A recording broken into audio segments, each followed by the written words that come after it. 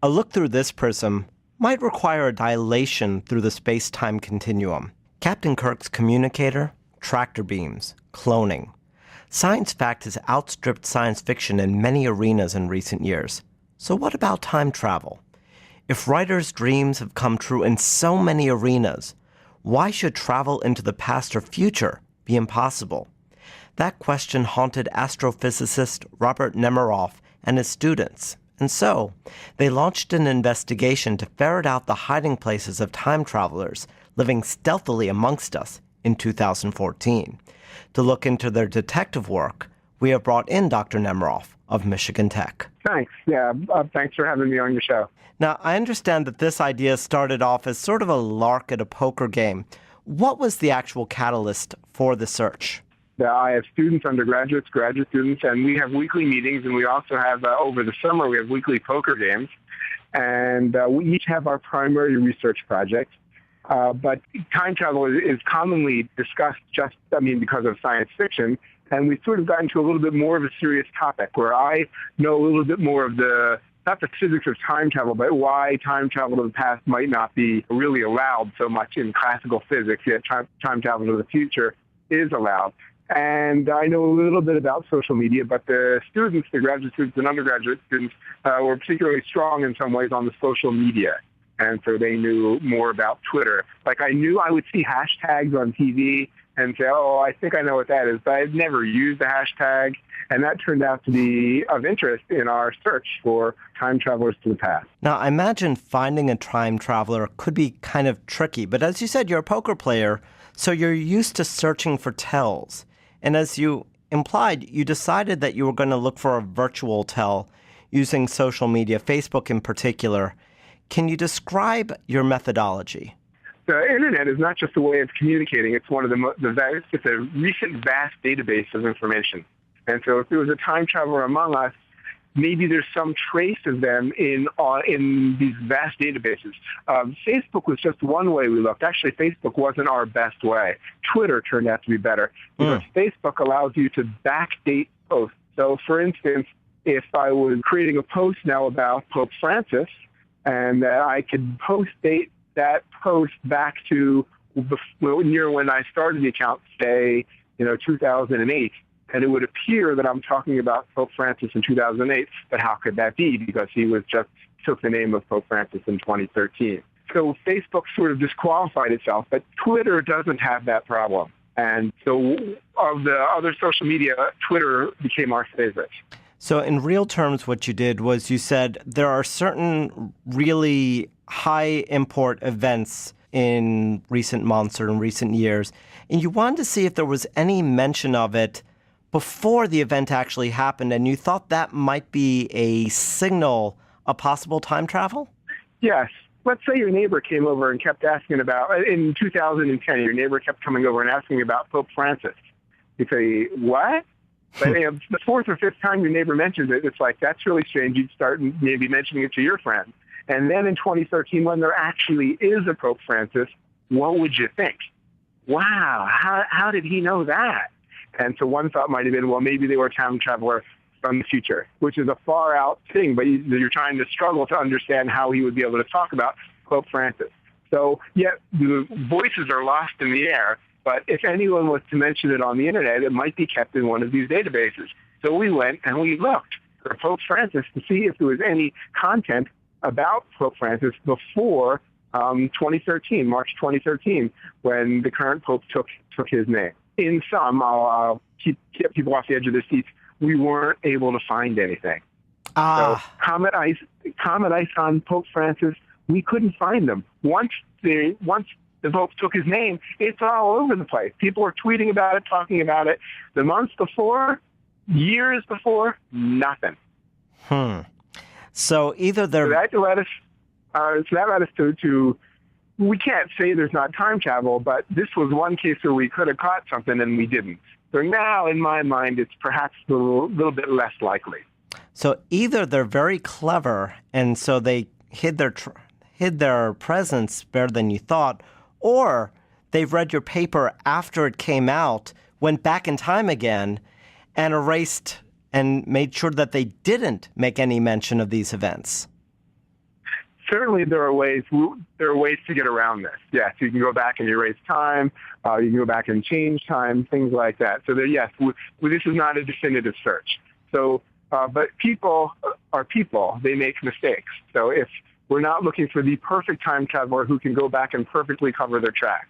But with me, I make mistakes all the time.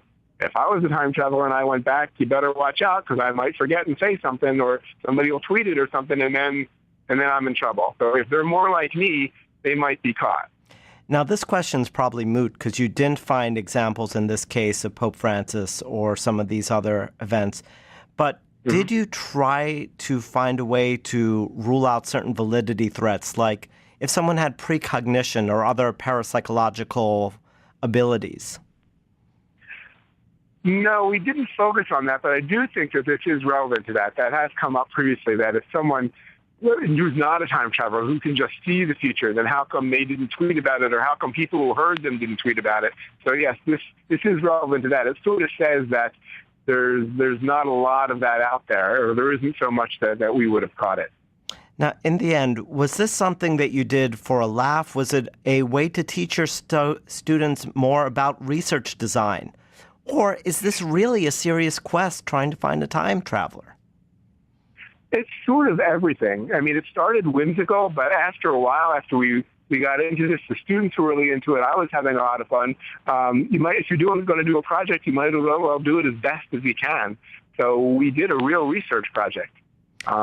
And so I do think that it ended up as a research project, even if it started out somewhat whimsical. But it's still really fun to think about. I mean, when does social media get in contact with, intersect with time travel and religion all in the same discussion? And that we were seeing all of that. Now, one other point I'd like to make is that the time travel fiction industry, including Doctor Who and Back to the Future and books and Star Trek, episodes of Star Trek, it's a multi-billion-dollar industry.